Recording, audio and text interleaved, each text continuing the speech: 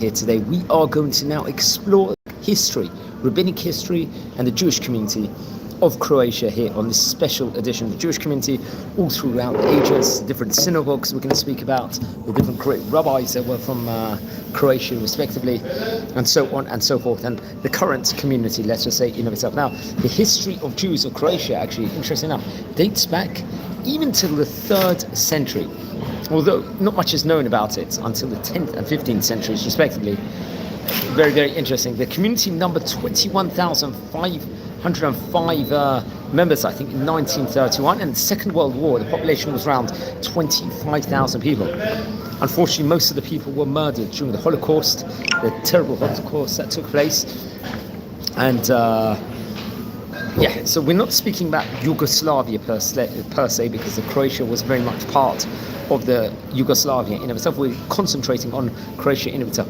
After the war, half of the survivors choose to settle in the land of Israel over here, while an estimated 2,500 members will continue to live in Croatia.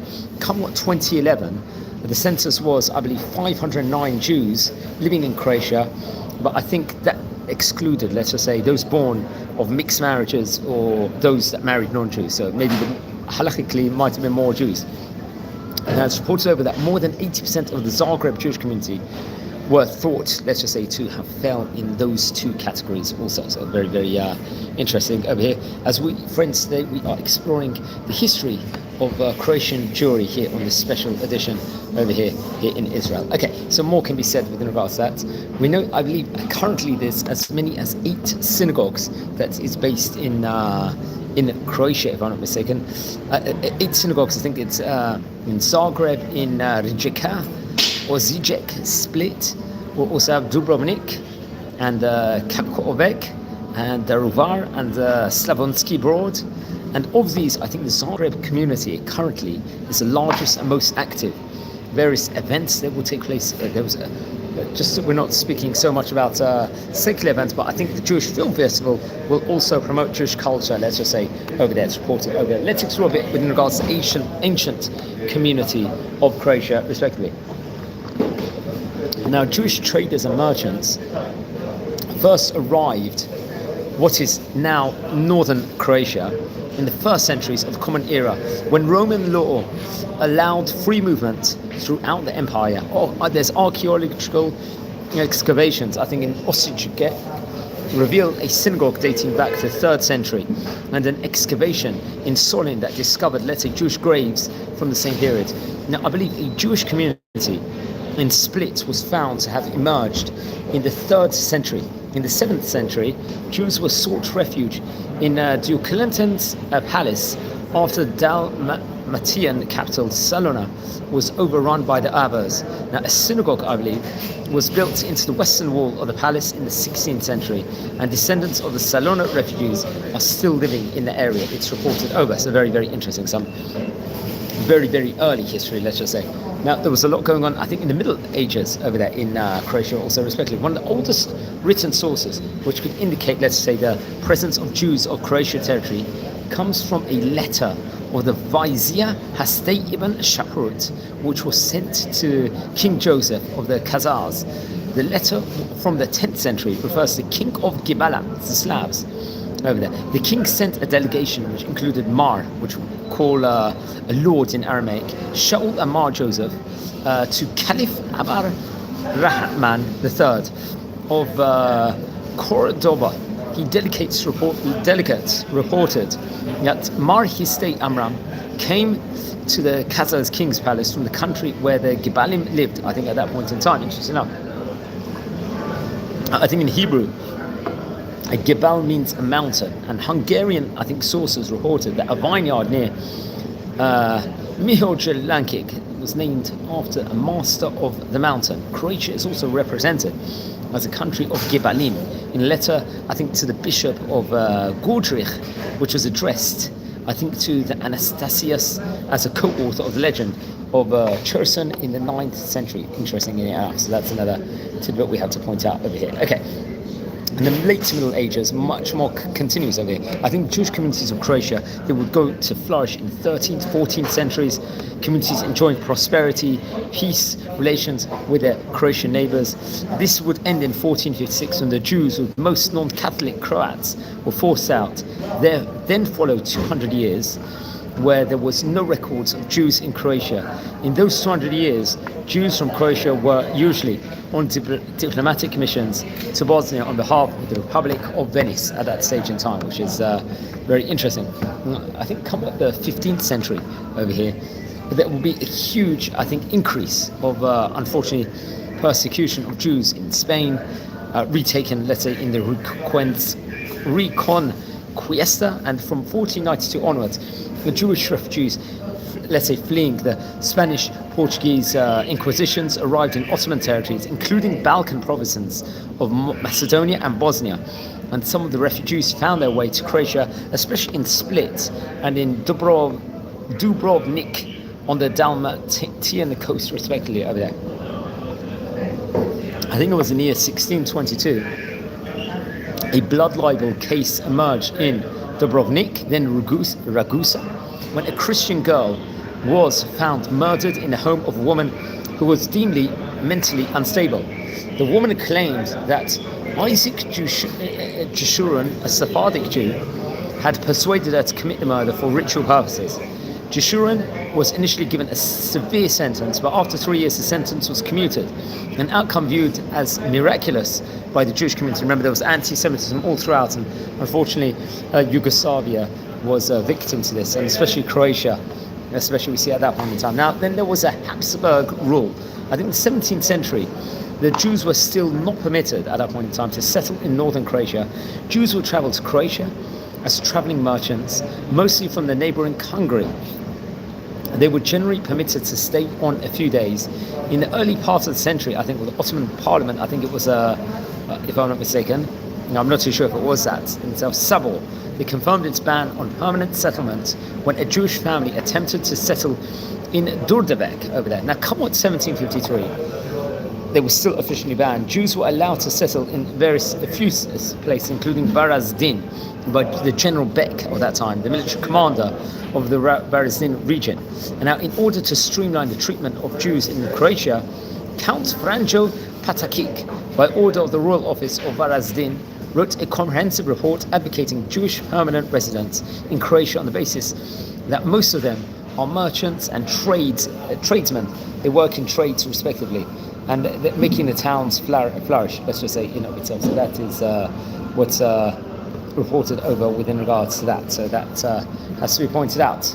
Okay, so more actually happens afterwards. Let's just say the prohibition against Jewish settlement in northern Croatia lasted till 1783.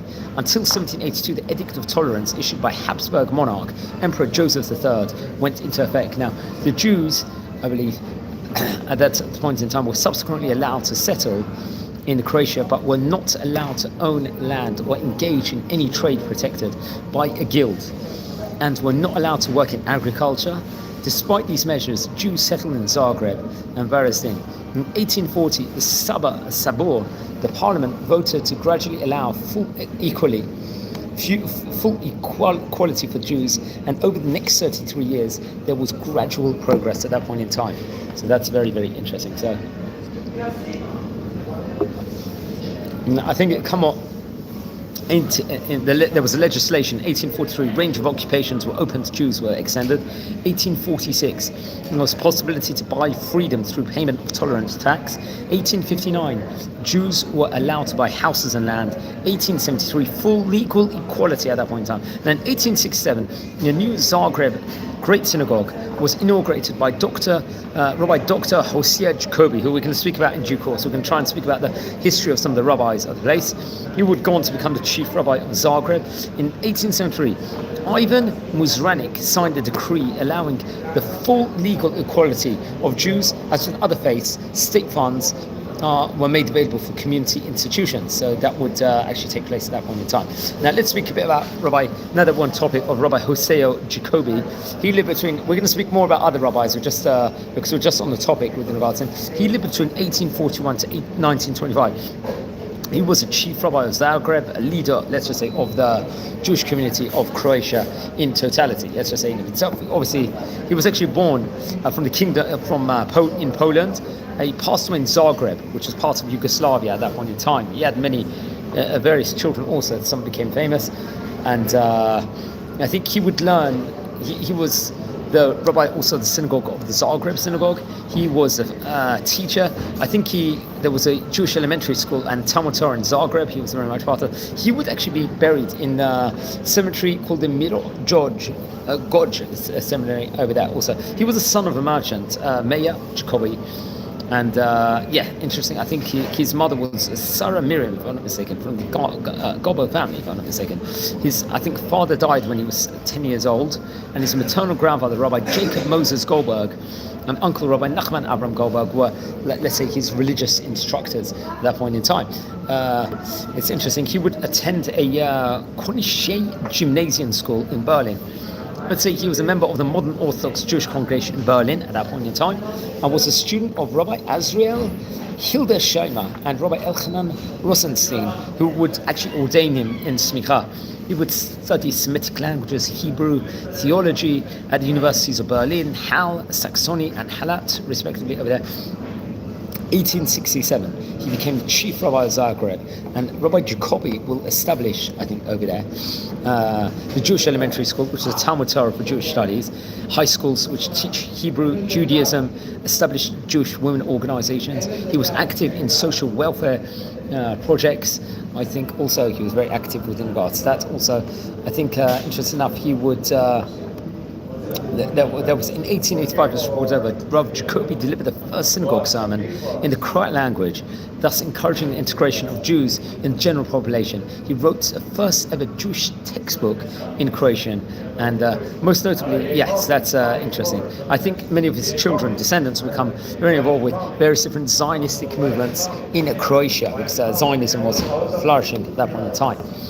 Okay, now let's just go back to the community itself. World War I time period, I think there was a collapse at that point in time of the Austro-Hungarian Empire, and there was an upheaval for Jewish communities of the region. After the war, Croatia joined Slovenia, Serbia, and included Varda, Macedonia, and Montenegro, and Bosnia and Herzegovina from the Kingdom of Yugoslavia. Now, prior to the Second World War, the Croatian, let's just say, and especially the Zagreb Jewish community, was a, let's say, preeminent community of Yugoslavia. In 1940, there was 11,000 Jews living in Zagreb. Around 76% were Ashkenazi at that stage in time, 5% Sephardi Jews. At that point in time, there was 17% unaffiliated Jews that, and I think, yes, that's interesting enough. Now, I think Ashkenazi population would grow, because I would assume it was much higher Sephardi population at the time after the Inquisition. That's what I would assume, but I have to double check on that. Come March 1941, Prince Paul of Yugoslavia, an ethnic Serb, signed Yugoslavia alliance with the Axis powers under the Tripartite Pact. The decision then was unpopular in many parts of the country, and massive demonstrations took place in Yugoslav capital, Belgrade.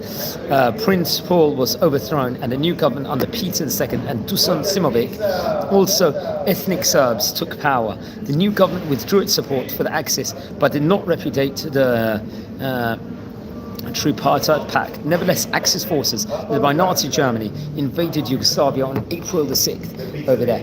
Now, it's actually interesting, with Germany and Italy support, the Croatian ultranationalist Ustase movement came to power in a newly established puppet state called the Independent State of Croatia, and they were notoriously anti-Semitic.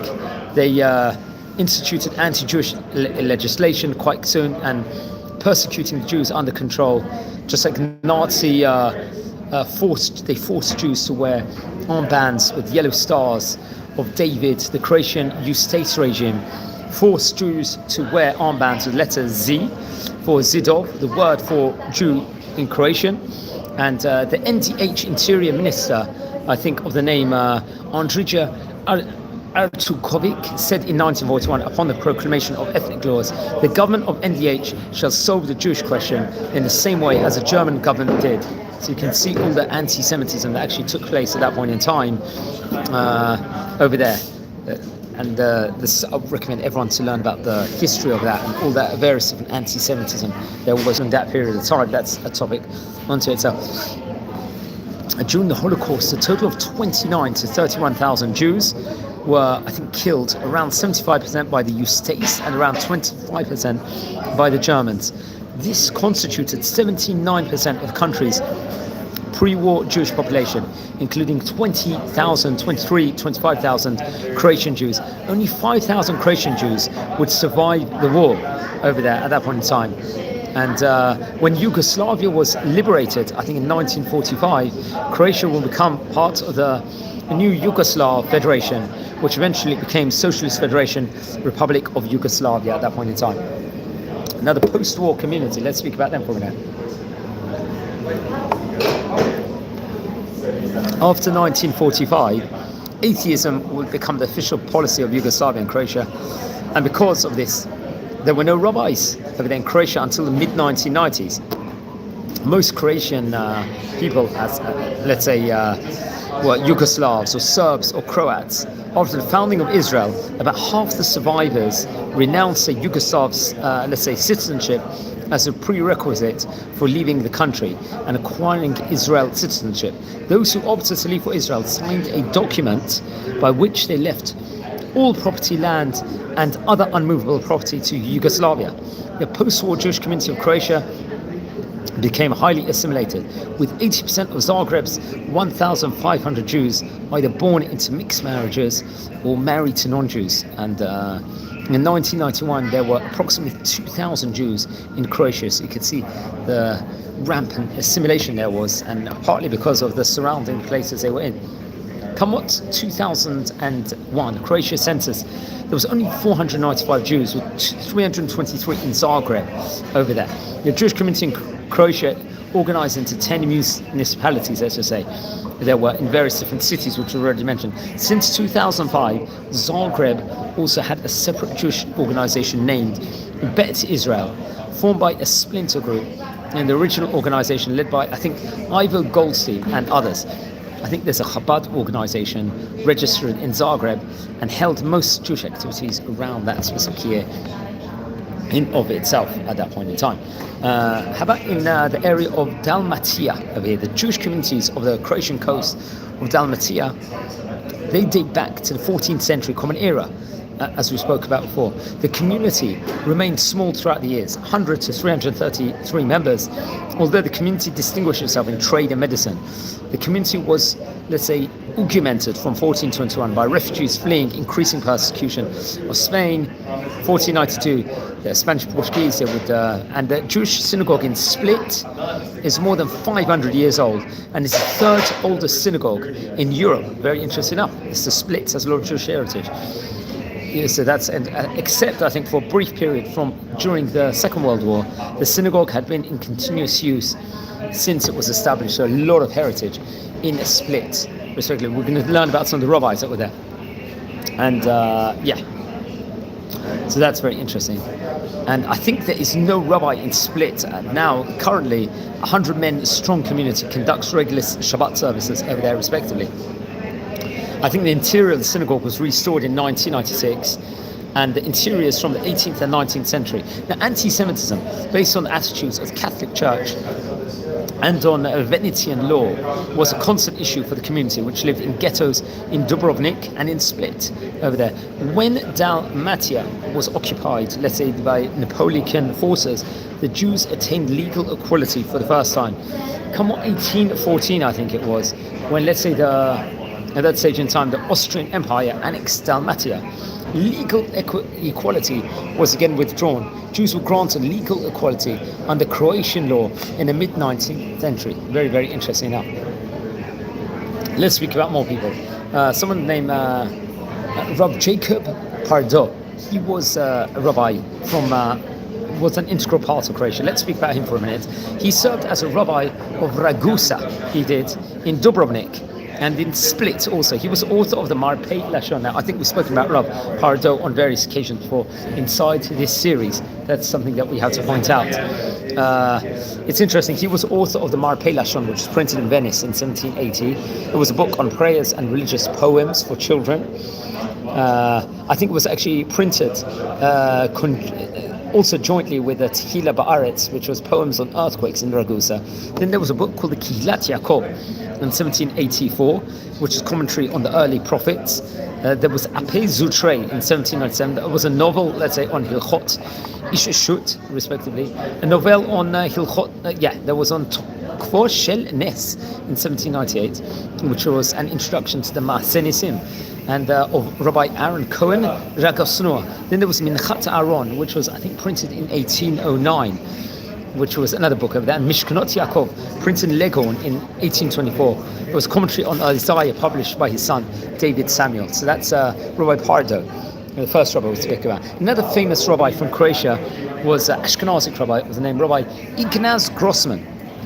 He lived between 1825 till 1897. He was actually from Hungary originally, and he would minister Moravia in Croatian and in America, respectively. He was another famous rabbi from them. Another current rabbi, let's talk about, before we go back to the previous rabbis. I think one of the head rabbis in Croatia currently is a rabbi named Rabbi Kotel Dadon. He's quite more younger. Obviously, he's about 57, 58 years of age. I think 57 years of age. He was born on December the 12th, 1967. Obviously, he's a rabbi of the Bet Israel community in Zagreb. Now, he was born and educated in Israel and would settle in Zagreb in 1998. He was a chief rabbi of Croatia between 1998 to 2006 for nearly 10 years, about 8-9 years, respectively. So very interesting. He's got 4 children. He was actually learned in Bar-Ilan University, a university we've visited on this channel and toured around. I recommend everyone to look at it. He's obviously the rabbi at the Bet Israel synagogue. He's also part of the Zagreb faculty of humanities and social sciences, the Croatian military academy, and he was being rabbi of the Jewish community of Zagreb synagogue and chief rabbi of Croatia from those years respectively. Let's explore a bit with regards to his life. I think he was born to Moroccan parents. He finished his religious education at Yeshivat HaKotel in Jerusalem, a place also we visited and filmed with several of the rabbis there. He learned there between 1987 to 1991.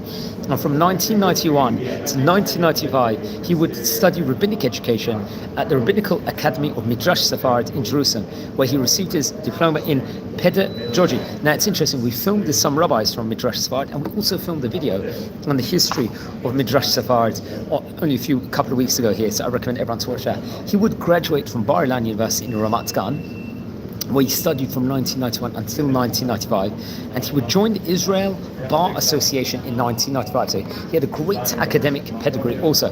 Now, he worked in Croatia. What did he do? He visited, I think, originally visited Croatia in 1993, and he was sent to Zagreb by his university rabbi, and with the duty of, let's say, leading religious services for the Jewish community in Zagreb. I think it's interesting. He visited Zagreb again in 1994. In 1995, he was invited to Zagreb as a rabbi of the Jewish community. After finishing his studies, Rav Kotel Dadon moved to Zagreb in 1998. He became the chief rabbi of Croatia at that point in time. That position had been vacant for 50 years beforehand, as there was no rabbis in Croatia. So since Rabbi Dadon's predecessor, Rabbi Miroslav Salom Freiberger, passed away as a victim of the Holocaust in 1943. So there was no official chief rabbi there. Rabbi Dadon held the position until 2006, and they would appoint afterwards, I think, Rabbi Tzvi Eliezer Aloni after that, interesting enough. And so he would be over there. So, and then afterwards he would become, so he had a 10-year being a chief rabbi over there. And I think afterwards they established a community, the Bet Israel community, which was based in Zagreb, reported over, I think was officially recognized on 21st of July 2006 by the European Rabbinical Conference. And the same year, I think Ivo Goldstein will be elected as the first president. The Jewish community of Zagreb, at that point in time, would then become Rabbi Tzvi Eliezer Aloni, respectively, at that point in time. Rob Dadon worked as a professor also of rabbinic studies at the Budapest University of Jewish Studies in Budapest in 2006. It was in 2006 He completed his doctoral studies on Jewish theology. 2006, Rabbi Gadun teaches at the Faculty of Philosophy in Zagreb and teaches at the Croatian Military Academy, also respectively.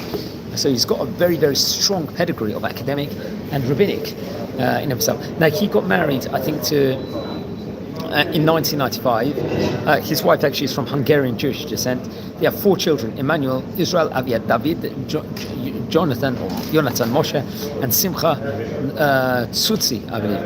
And it's actually interesting. His oldest son in 2009 would celebrate his bar mitzvah in the Bet Israel synagogue in Zagreb. Interesting enough. And he is fluent, Rav Dadon naturally is going to be fluent in Croatian, and is author of a book called Judaism, Way of Life, Philosophy and Theology. So he was one of the famous recent rabbis of Croatia, respectively. Now, we spoke about the chief rabbi before him, nearly 50 years beforehand, was Rabbi Miroslav Salom Freiberger, another famous rabbi. He lived between January 1903 to May 1943. Obviously, he lost his life in the Holocaust. He was a Croatian chief rabbi, a translator, he was a writer, he was a spiritual leader, he was educated as a lawyer and a doctor of theology, interestingly enough. And speak about him for a minute. He was actually born in Zagreb himself. Unfortunately, he was murdered in Auschwitz in 1943 on 8th of May. He was only 40 years of age. He had a son, Reuben Yaron, and he was a predecessor was Rabbi Moisjis Marja. Maybe we'll speak about him in a minute also. So just to explore more with in regards to Rabbi Miroslav. Also, he was, I think he was born in Zagreb, as we said before, obviously in 1903. He was married to Irina Freiberger, I think from the family of Steiner. They had a son, Reuben, and he would be part of the Jewish community as a rabbi in Osijek, that was Slavonia, and he would serve as rabbi of the Jewish community of Zagreb between 1937 to 1943. He was very popular among young Jewish people. He had great communicative skills. And in 1941, after the death of Rabbi Gavro Schwartz, he became the chief rabbi of Zagreb. In the years prior to the World War II, he was a strong advocate for Zionism and the return of Jews to what was then the British Mandate of Palestine. However, he decided to stay in Zagreb while there was still even one Jew left over there, we have to say. And much more can be said within regards to him. I think when the foundation of the independent state of Croatia and the first application of racial laws, Rabbi Freiberger made efforts to rescue Jews. He had many connections with Jewish organizations in Italy, Hungary, Switzerland, and extremely good relations with the Catholic Church in Croatia, especially with Alojzek Stefinac, the Archbishop of Zagreb. It was over there. However, Rabbi Freiberger declined office since he wanted to share the destiny of his people. At the end of 1942, he escorted the last group of rescued Jews to Budapest and Istanbul, from where they were transferred to the British Mandate of Palestine, among them with 10 underage girls and boys was 16-year-old Reuben. The group had received special travel documents only after Stepinac and Vatican officials had intervened with Croatian authorities over there. So we're learning some real Jewish history, let's just say, within regards to that specific point over there. So you can see the great efforts he did within regards to that. Now, despite the efforts of the Archbishop of Stepinac to save him, in spring 1943, Rabbi Freiberger was arrested by the independent state of Croatia regime when Heinrich Himmler himself arrived in Zagreb. And the Archbishop Stepinac immediately sent a request for Rabbi Freiberger's liberation to state officials, but without success. And on May 3rd, 1943, with the last transport of Jews from Croatia, the Nazis transported Rabbi Freiberger and his wife from Zagreb, main station, to Auschwitz. He was murdered at the camp entrance when he protested against inhumane procedures inflicted on members of his community. And Amiel Shombroni, Rabbi Freiberger's former secretary, filed 2 motions to recognize Stepinac as righteous among the nations for helping Rabbi Freiberger in saving the Jewish people of the community. We have to point that out also over here. So we're learning some real Holocaust history over here today also. Now he wrote different Jewish works also, Rabbi Freiberger did. Even as a rabbi in Osijek, Rabbi Freiberger was noted writer dealing especially with issues of the organization and operation of the Jewish community in European diaspora during the middle and more modern areas. His articles were published in the Jewish Community magazine, which I point out, since he already considered himself both Jewish and a Croat, he expressed his dual background with alternative versions of his name. His work in the field of spirituality, originally intended for the Jewish community, he signed as Shalom M. Freiberger, while those of a wider public and secular interest would sign him as Rabbi Miroslav S. Freiberger. Among other things, Rabbi Freiberger translated a prayer from Hebrew, which was released by the Jewish National Library in Zagreb in 1938 and reprinted by the Jewish community in Zagreb in 1998, which is very, very interesting. So now over here, now friends, if you're tuning in, we're exploring the history of the Croatian Rabbinic history over here on this very, very interesting day over here in recording this in the city of Bet Shemesh over here as a special treat over here. Now, anyone that's joining in the middle of this video, please subscribe to the channel now. We are nearing at the moment 7,500 subscribers, which is absolutely phenomenal. So yeah, please subscribe and join the community. That's the first thing I will state. We're just going to take a short 1 minute break as we're going to continue this video.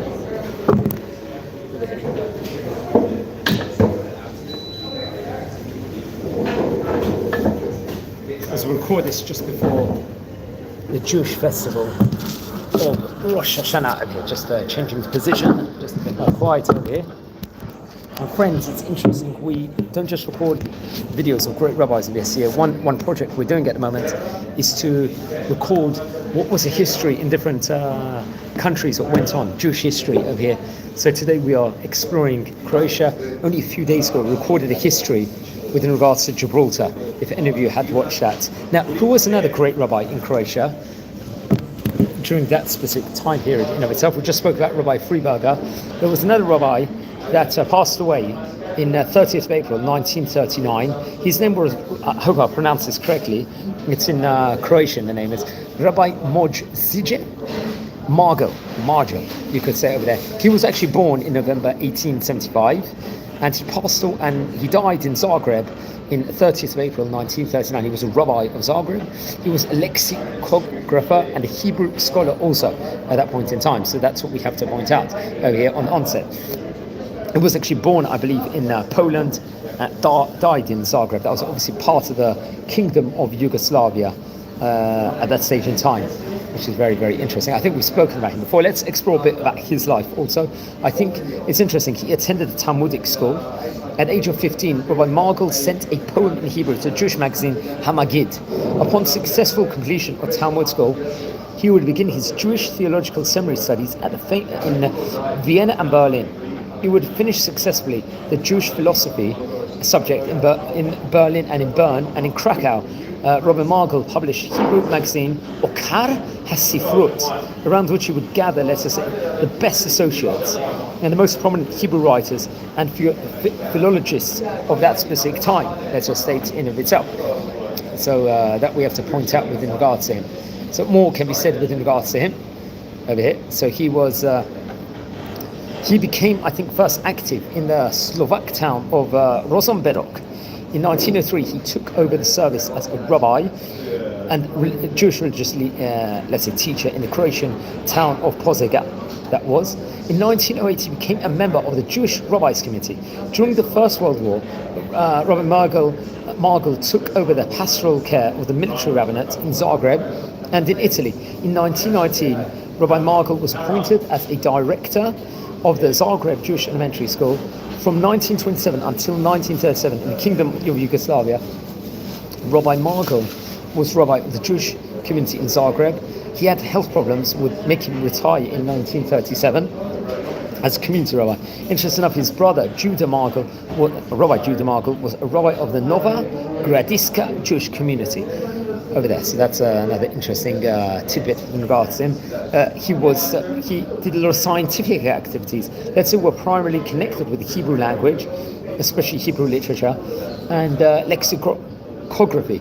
He was valued for the expertise in the kingdom of Yugoslav, and he published a German Hebrew dictionary. Rabbi Margel wrote many articles and studies that were published in the Jewish press, and has written articles for the capital edition of the Jewish Encyclopedia of New York City. He was editor of the Jewish Almanac from 1925 until 1930, which was published under Rabbinic of the state of Slovenes, Croats and Serbs. Now, it's actually interesting, it's actually quoted here just from Wikipedia. He was, let's say, considered a late member of the Haskalah movement in Europe. So I don't know how that fit in basically in religious life and so on and so forth, but that's what's actually listed on Croatia, on the Wikipedia within regards to him. So that's something also to point out within regards to him. And I think he passed away on the 30th of April, 1939, and was buried at the Mirogoj Cemetery. And I think the Margel Institute in Zagreb was named after him. So that's another interesting tidbit. Now, another famous rabbi from Croatia, a rabbi we also recorded video on before, I think in previous videos inside this series, was a famous rabbi named Rabbi Menachem Romano over there. I believe he lived between 1888 to 1968. He was a famous rabbi over there. Obviously, he was a chief Sephardi rabbi of Zagreb between 1919 to 1936. He would then later on become, I think, chief rabbi of Sarajevo between 1946 to 1968.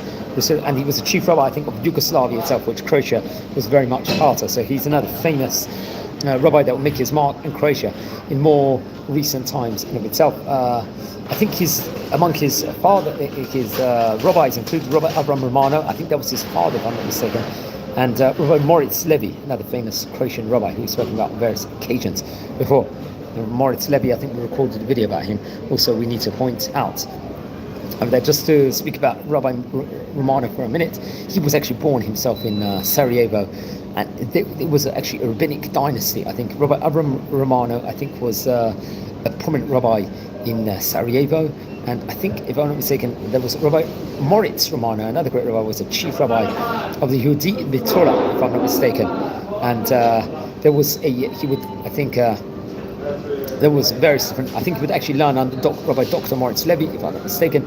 In 1902, he got married to Rabbinit Rachel, I think from the Kimchi family, if I'm not mistaken, and they would have 5 children: Shmuel, Blanka, Yaakov, Yasha, and I think maybe Rivka and Meir, if I'm not mistaken, but I have to double check on that, don't take my word for that.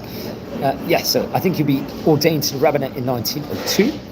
I think 1919, the family moved to Zagreb. He became the rabbi of a Sephardi congregation over there, if I'm not mistaken. Maybe he had as many as 625 people, and as time progresses, he will take on more various different positions in himself, become chief rabbi, I think, until 1936, and then he take on various different importances, and eventually become the chief rabbi of Yugoslavia at a later stage in time. So he was another rabbi, without doubt, that would make, let's say, his imprint in both Croatia, Bosnia, and Yugoslavia. So very, very interesting enough. And he passed away in 1968. So he's one of the famous rabbis also of Croatia, without a doubt. Another famous rabbi, Rabbi Moise Tedeschi, also he was known as Rabbi Moshe Yitzchak Ashkenazi. He was an Italian rabbi, and he was a biblical commentator.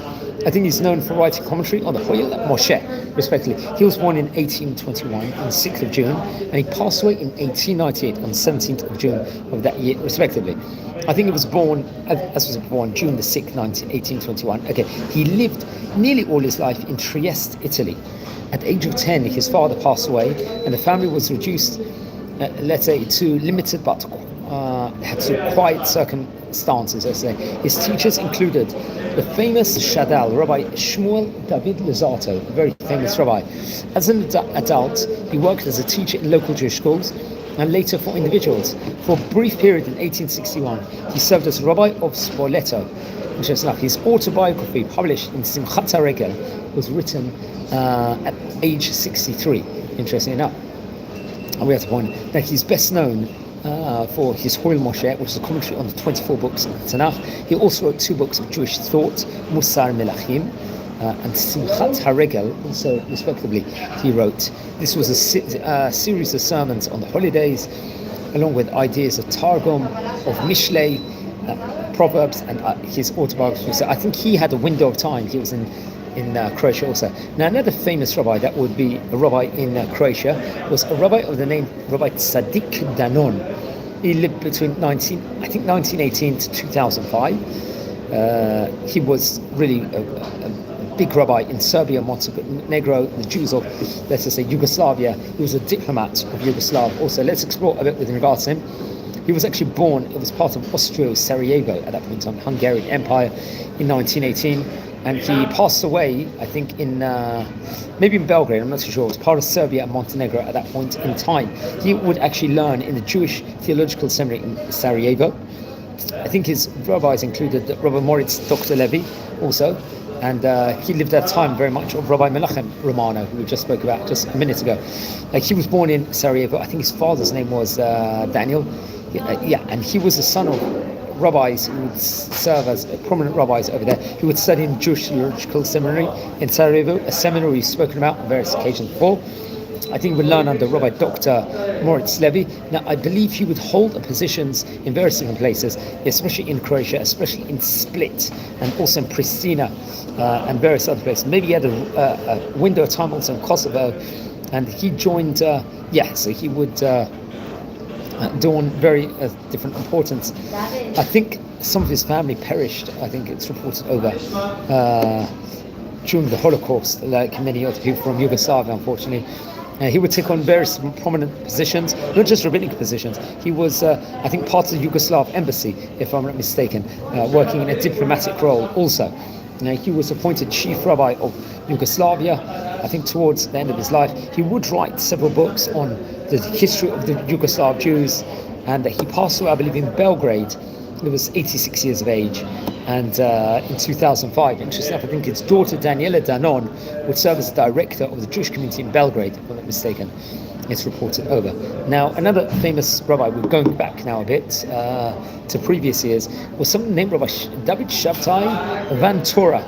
He actually lived between, another Croatian rabbi, lived between 1732 to 1799. He was a famous rabbi. He was a posek of halacha, respectively. He was another rabbi, I think a chief rabbi of Split, also in Croatia. He was known for his book called the Nahar Shalom, which was on Shulchan Aruch of Orach Chaim, also respectively, Code of Jewish Law. He actually came from great rabbinic auspices himself, Rav Shabtai did. His father was Rabbi Avram Van Torah. He would learn under Rabbi David Pardo, another rabbi spoken about before, who was a rabbi of the city. And he would become the rabbi of Sarajevo later on. In 1773, interesting enough, more will happen over there.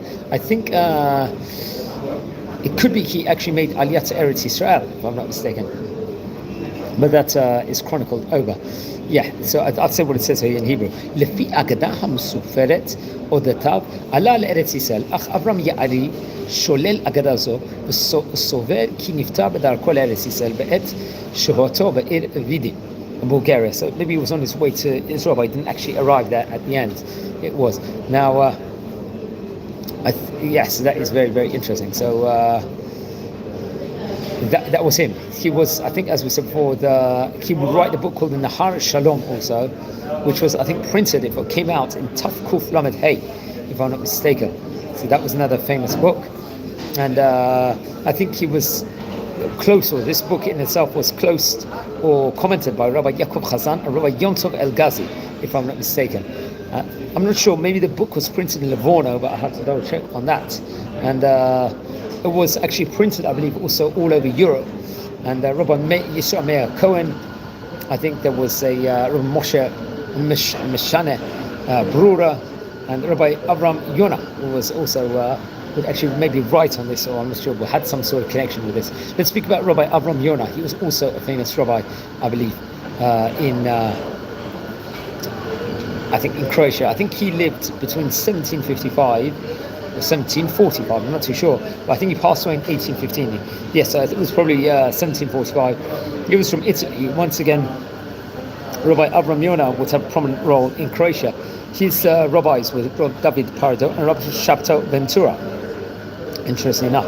So he was born, I think, in Croatia, in Dalmatia. Very interesting enough. He was a student of Rabbi Shabtai Ventura and Rabbi David Pardo, and even wrote a preface to Rabbi Ventura's book, Nahar Shalom. I think he would serve for 2 years as rabbi in Isbel Torah. He would go on to move to Venice, and he was become popular there. I think he had correspondence with the famous Chida, Rabbi Chaim Yosef David Azulay, if I'm not mistaken. And the Chida, I think, authorized him to teach at one stage in time. Rabbi Avram Yonah also dealt with Kabbalah, and very interesting. I think he had a connection also to Napoleon, if I'm not mistaken. And he passed away, I think it was the 25th of Shvat. He was 70 years of age, so that's what we have to point over. Okay, that's some of the famous rabbis. There were more famous rabbis in Croatia. This was just a select of them. Let's explore a bit with regards to different synagogues from Croatia. Let's just say, just pointing out, I think, all the synagogues, and then we're going to highlight a few of the synagogues. They include, I think, in the area of Bjorla, there was a Bjorla Old Synagogue, which was built in 1882. There was the Bjorla Synagogue in 1917. That was another one. In Dakovo, there was a Dakovo Synagogue, which was between 1863 to 1880. In Kakovec, I think there was a synagogue from 1836. In Donji, the Donji Mihojilik Synagogue, 1913.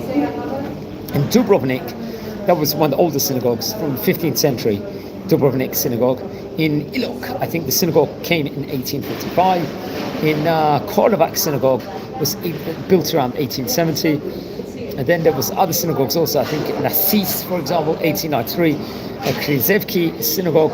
There was this Osijek Synagogue built in 1869. There was Osijek Synagogue number 2. There was known as number 1 and 2. That was more later in 1901. In Pakrak Synagogue was in 1875. The Podravka Slatina was in 1896.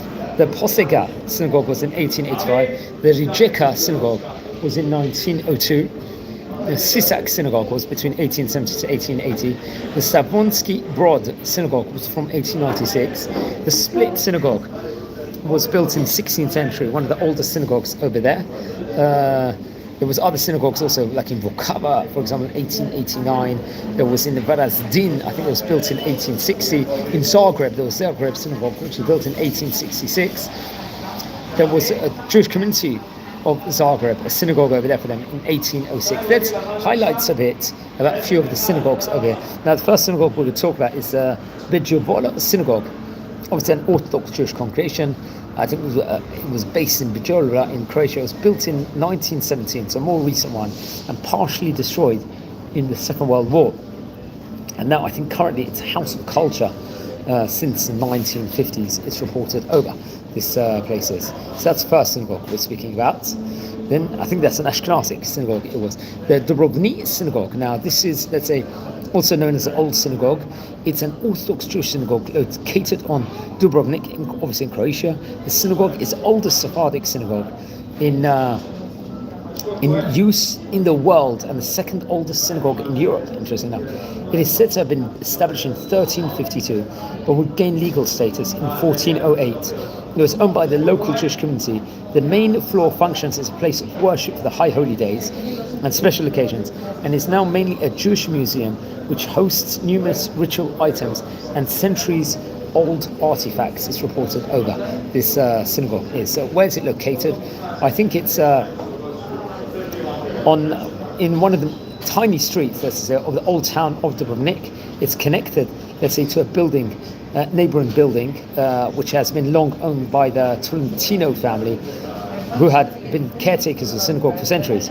Internal layout is different from other European synagogues and has undergone numerous refurbishments throughout centuries and has a mixture of designs from different eras. The building sustained damage several times. I think there was a great earthquake in 1667, World War II, and the Croatian War of Independence in the 1990s. The damage was restored as closely as possible to its original design, and the synagogue reopened in 1997. The small museum itself contains many artifacts throughout the Jewish community's history in the city. We have to point that out also, so very interesting. We're getting some real culture and history lessons over here. 16th and 19th centuries, obviously after the expulsion of the Jews from Spain, 1492, many people come to Dubrovnik. Over there, in 1546, Dubrovnik officials will allocate a Jewish settlement within the city, with the main street being called, I think, the Zudioska Ulica, the Jewish street, over there in Dubrovnik. In 1667, the Dubrovnik earthquake would cause much damage to the city, including the synagogue.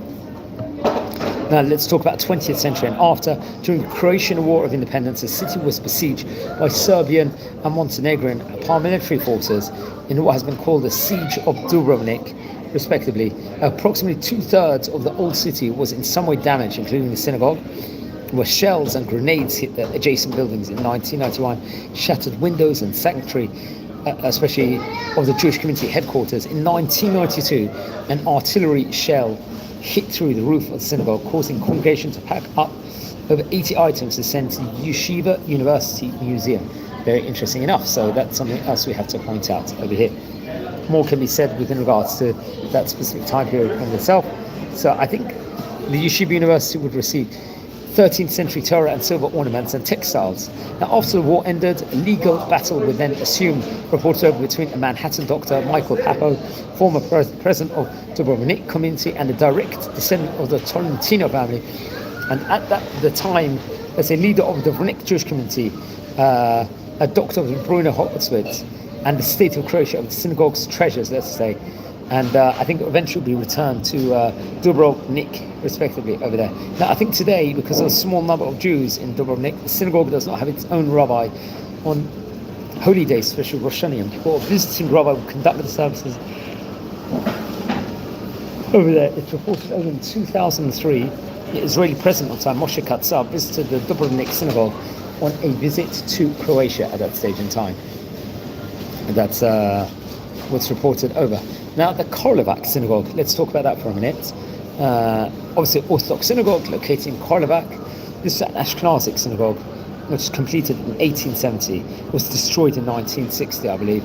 And a memorial plaque is located at the site of the former synagogue. It's reported over. Another synagogue, the Koprivnica synagogue. This, I believe, is a former Reformed Jewish synagogue here we're talking about over here. We're obviously an Orthodox channel, but this was a Reformed synagogue. I think this synagogue itself, I'm not sure if it was created as a Reformed synagogue or not, but in 1875 it was made until the Second World War, and the building was used as the Krisma Cultural Center, I think since 2013, so we have to point that out. Also, now the Krizeveki synagogue, it's a former Orthodox Jewish synagogue, this was. It was completed in 1895 and was used as a synagogue until the Second World War, when it was desecrated. Following the year, the building was used for cultural events, as a youth center, I think since 2014 as a visitor center also. Someone named Solomon Lippman was the first Jew who settled in Krizviki in 1780. In 1844, Adam Breyer founded the Jewish community in Krizviki. He organized in his house a first, let's say, Krizviki house of prayer for the members of the community.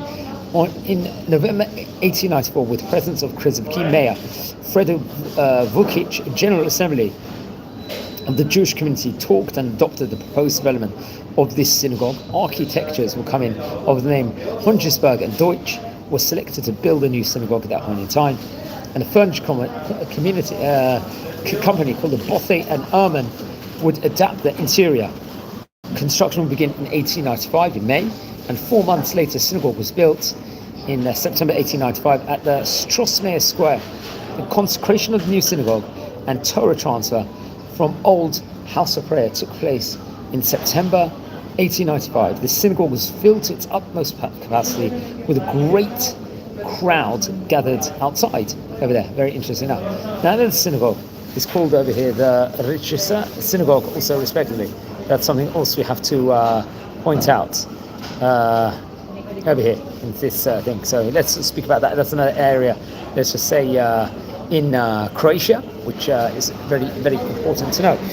It's also called the Great Synagogue of Rijeka, which is also known as the Neolodge over there. It was a Jewish synagogue located there. It was completed in 1903 and would be the main synagogue of the city until it was destroyed, unfortunately, by the Nazis in 1944.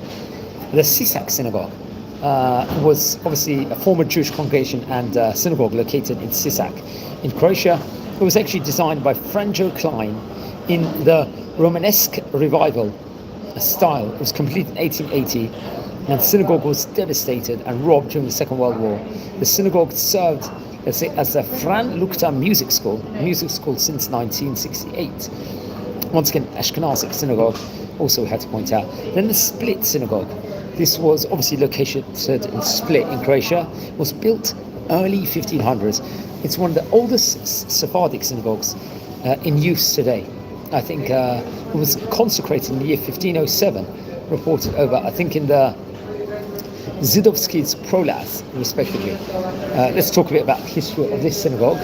I think it was located in a small street called the Zidovsky Prolaz, in the Jewish lane, also known as over there. And many people, Jews from Spain and Portugal, will actually escape, and that'll be their synagogue. I think a Jewish cemetery was approved and built on Marijan Hill, which overlooks the city of Split. This might have been in 1573. Now, it's interesting. I'll talk about a bit of history about the place in itself. The Romans established the city of Salona, just north of modern-day Split, in the 1st century, where Jewish traders and craftsmen settled. Archaeological excavations, let's just say, had been discovered artifacts of Jewish origin dating back from this period. It included a pendant, ceramic oil lamps, decorated menorahs, fragment of Jewish sarcophagus marked with a menorah, and a tombstone of a Syrian Jew named Malchus. Now, further excavations suggest the existence of a synagogue dating back to the time of Diocletian, who was Roman emperor from 284 to 305. The arrival of Avars would disperse the community, but it was revived in the 16th century, I think, with the arrival, let's just say, of the Spanish Jews that came at that point in time from Spain. Then there was two groups of Jews. There was a Ponentine from Italy and Spain, and the Levantine from the Ottoman East. After there was a large fire ravaged an earlier place of the worship in 1507, the Jewish community established a current synagogue in the northwest corner of Diocletian's palace. One of the most notable members of the community was a man named Daniel Rodriguez, and established a prosperous warehouse and the business transporting goods from the Orient to Venice at that point in time. During the Second World War, Italian fascists, they ransacked the synagogue and destroyed various religious objects, books, scrolls in a bonfire in the town's main square. The Nazis and the Ustase then deported, I believe, the Jews left in the city, with over 50% perishing by the end of the war. The synagogue, I think, was restored after World War II and renovated in 1996 and 2015. The building also houses a Jewish community headquarters of Split. Now, another famous synagogue in Croatia is called the Vinkovci synagogue over here. Now, this was completed in 1923. It was destroyed by the Nazis in 1942, the synagogue was. And prior to destruction, the synagogue was among the largest and the most prestigious synagogues in Croatia, it's reported over. And also, another famous synagogue is the Zagreb synagogue, which was an Orthodox synagogue located in Zagreb, modern-day Croatia. The synagogue building was constructed in 1867 in the Kingdom of Croatia, Slavonia, with the Austrian Empire at that point in time, and was used until it was demolished by the Ustase fascist authorities in 1943 in an Axis-aligned independent state of Croatia. And it lasted between 1867 to 1941. It was located in Praska Street in Zagreb. Now, it's actually interesting. The Moorish Revival Synagogue, designed after the Leopoldstadt Temple in Vienna, was located on modern-day Praska Street, is reported over. It was the only purpose-built Jewish synagogue in the history of the city, and let's just say was one of the city's most prominent buildings over there, and was as well as one of the most esteemed examples of synagogue architecture in the region. I think since 1880s, plans were made, let's just say, to rebuild the synagogue in its original location. Due to various political circumstances, very limited progress was made. There was, let's say, robust debate existing among the government and Jewish organizations as to how much the latter should be involved in decisions about the reconstruction project, and included proposed design and character at the new building at that point in time. I think it was actually encouraged by the edict of 1784, the Edict of Tolerance of Emperor Joseph III, if I'm not mistaken. The Jews first permanently settled in Zagreb at that point in time in the late 18th century, and found a Jewish community in 1806 over there. In 1809, it was the Jewish community had a rabbi, and by 1811 it had its own cemetery. As early of 1833, the community was permitted to buy land for the construction of a synagogue, but did not have sufficient money to finance one at the time. By 1855, the community had grown to 700 members, and come October the 30th of that year, the decision was made to build a new Jewish synagogue. The construction committee, appointed in 1861, selected and purchased a parcel of land at the corner of the Maria Valeria Street, also known as Praska Street, and I think Ban Jelekic Square, the central town square at that point in time. However, a new urban planning scheme of 1864 reduced the area available for construction, and the community decided to buy another parcel of 1,540 square meters, I think, at that point in time. Yes, that's very interesting. With the new synagogue, I have to point out, seemingly an organ will be introduced at that point in time. So at that point in time, there was a minority of Orthodox Jews over there, and they would be very upset about this. So I'm not sure. I would assume this wasn't necessarily, it didn't become an Orthodox synagogue at the end. At that stage in time, when they introduced the organ, seemingly it would have been a non-Orthodox synagogue, I would assume, but I'm not 100% sure. In 1880, the earthquake, the synagogue suffered minor damage and was repaired the following year. Because of, let's say, immigration from Hungary, Bohemia and Moravia, the Jewish population of Zagreb grew quickly in size, from 1,285 members in 1887 to as many as 3,237 members in 1900, and then to 5,970 members in 1921. The synagogue became too small to accommodate the needs of this growing community. In 1921, a renovation was undertaken to increase the number of available seats. I think 1931 would see a plan to increase the capacity to 944 seats. I think this was eventually abandoned. A central heating system was installed in 1933. Now there's a synagogue of the Jewish community of Zagreb, which I think is located in the Palmovitka Street in the lower town district respectively. This was founded in 1806. It's actually interesting. The same address are the synagogue of the Miriam Welia Kindergarten and the Jewish Museum in Zagreb, and the office of the Jewish community of Zagreb, respectively. So that's another synagogue over here. So I hope this was informative. We explored over here, let's just say, the history of the Croatian Jewish community. We explored a few of the rabbis in the community, some of the history of Croatia, Jewry itself, and some of the synagogues. I hope it was informative. Everyone, please subscribe to the channel. We're nearing 7,500 subscribers over here, making fantastic achievements over here. If you feel anyone is interested in watching any of these videos, please share these videos also to other people. And we also have a massive list of biography videos of great rabbis from all these countries. Some of these rabbis we've spoken about today, we actually recorded about in various other videos also, which we also have to point out. So please learn, educate, and be part of this community. Now I'm recording this just tomorrow night is going to be Rosh Hashanah, the Jewish New Year. So wishing you all a ketiva v'chatima tova, shana tova metuka. Be'ezrat Hashem, we just came out of Shabbat Parshat Nitzavim also. Here recording this from the city of Bet Shemesh. So yeah, very interesting, and yeah, just wishing for a good New Year. Hopefully we'll record a lot more video content this year coming on more rabbis, do more tours all over Israel. Hopefully we'll branch out outside Jerusalem and Bet Shemesh this year and go to various other places. And another goal is to explore the history of more of the various different countries that we're talking about. We want to branch out and hopefully speak about more of the places in Yugoslavia itself, and hopefully explore more of the countries and the rabbinical seminaries that we've been speaking about, and the yeshivot, also histories, as we've done inside this series over here. So please subscribe to the channel. Wish you all Shana Tova Mitzvah, and thanks for watching. Thank you very much, everyone.